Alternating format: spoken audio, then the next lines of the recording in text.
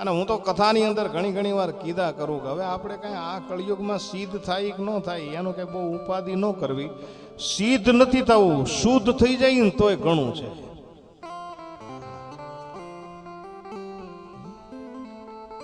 સિદ્ધ તો હતા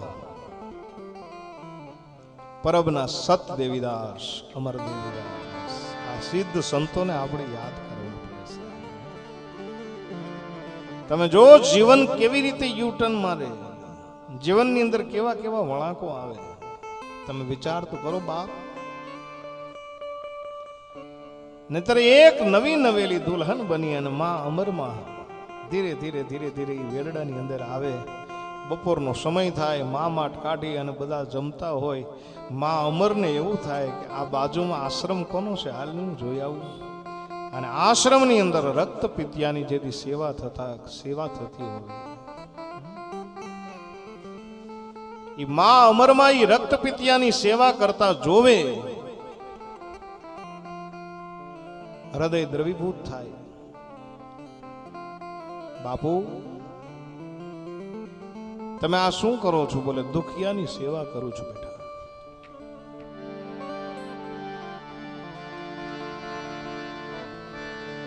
અને દુખિયાની સેવા કરતા કરતા કરતા કરતા ઈ અમરમાં એના મનની અંદરના ભાવો બધા ફરે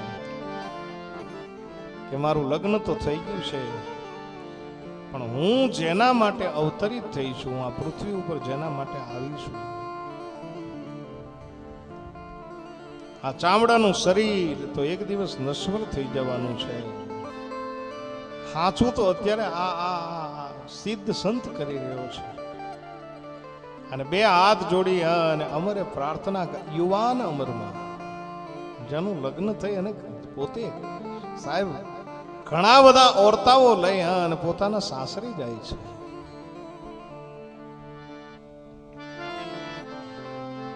અને મા અમરનું હૃદય દ્રવીભૂત થયું.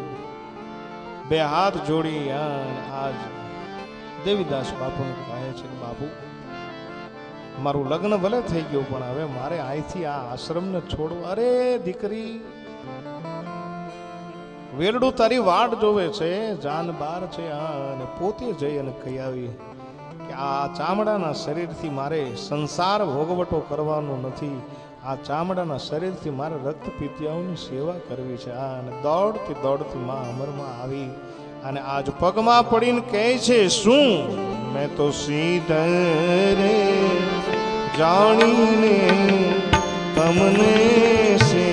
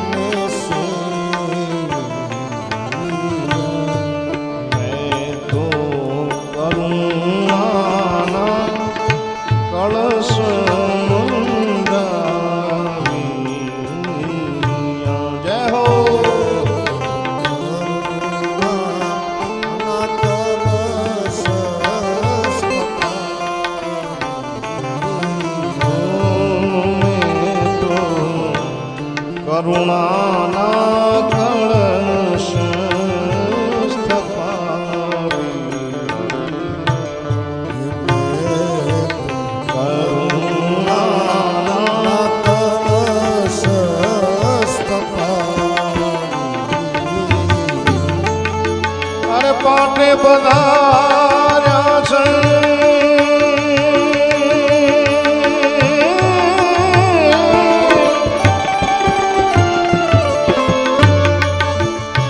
અરે પાટે પધાર્યા કાઈ અમર દેવી દાસ હે દેવી દાસ એ જીવન ભલે ને જાવી તો શ્રી જાણીને તમને જીવન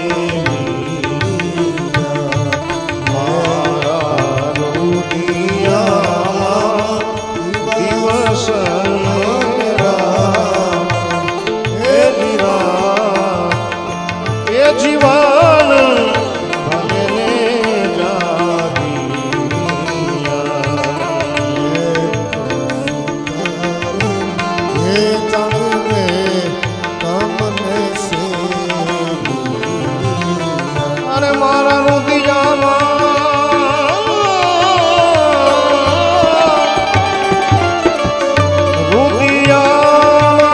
દિવસ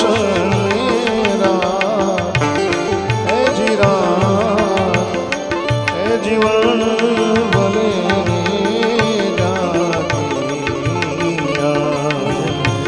એ જીવન ભલે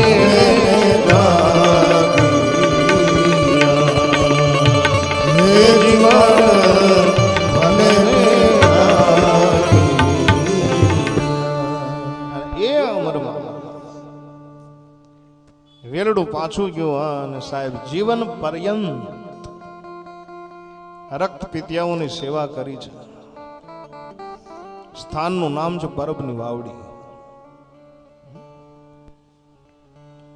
એવા કોક સિદ્ધ સંત મળી જાય, પણ નારદ કહે છે કે જે મેં એને જેને સિદ્ધ જાણ્યા એ કોઈ સિદ્ધ ન નીકળ્યા. ન યોગી ન એવ સિદ્ધોવા ન જ્ઞાની ન સત્ક્રિયો નરઃ.